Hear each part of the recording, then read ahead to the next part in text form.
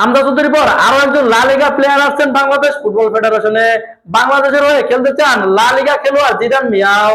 তিনি অপেক্ষা রয়েছেন বাংলাদেশ ফুটবল ফেডারেশনের ডাকের। ইংলিশ প্রিমিয়ার লিগে খেলা হামজা চৌধুরী খেলবেন বাংলাদেশের জার্সিতে। কোটি বাঙালি ফুটবল ভক্তদের এমন স্বপ্ন অবশেষে সত্যি হয়েছেন। কোটি বাঙালির স্বপ্ন পূরণ করেছেন তিনি। এশিয়া কাপ বাছাই পর্বে ম্যাচে ভারতের বিপক্ষে লাল সবুজের জার্সি গায়ে মাঠে নেমেছেন হামজা। পুরো ম্যাচ জুড়ে ছিলেন তার আধিপত্য। দুর্দান্ত পারফরমেন্স করেছেন বাংলাদেশের জার্সি গায়ে নিয়ে। হামজা চৌধুরী নিজে জানান দিয়েছেন এই ভারতের বিপক্ষে ফুটবল ম্যাচে। তেমনি আরো একজন রয়েছেন জিদান মিয়া।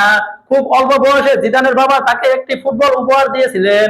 খুব স্বল্প সময়ের মধ্যে তিনি নিজের দক্ষতা এবং সকলের মনোযোগ আকর্ষণ করেছেন। 7 বছর বয়সে ডেভিড বেকহামের একাডেমিতে ট্রেনিং শুরু করেন তিনি।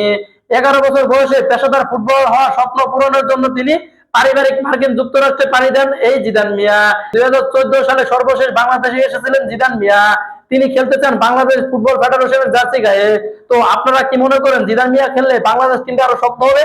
নিঃসন্দেহে অনেক শক্ত হবে।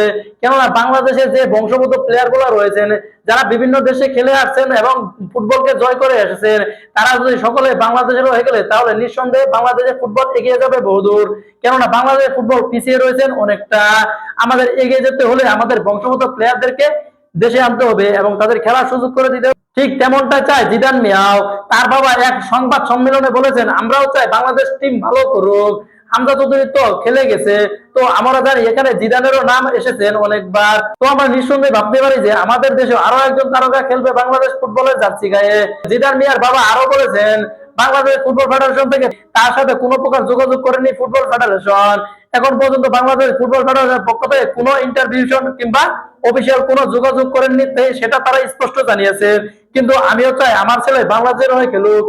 জিদান মিয়ার বাবা যে কথাটি বলেছেন, আমাদের পুরো বাংলাদেশের পক্ষ থেকে একই কথা থাকবে বাংলাদেশ ফুটবল ফেডারেশনের প্রতি। তো নিঃসন্দেহে আমরা আশা করতে পারি যে জিদান মিয়াও খেলবেন বাংলাদেশের জার্সিতে। তো আপনারা কি চান যে সেটা জানাবেন কমেন্ট বক্সে।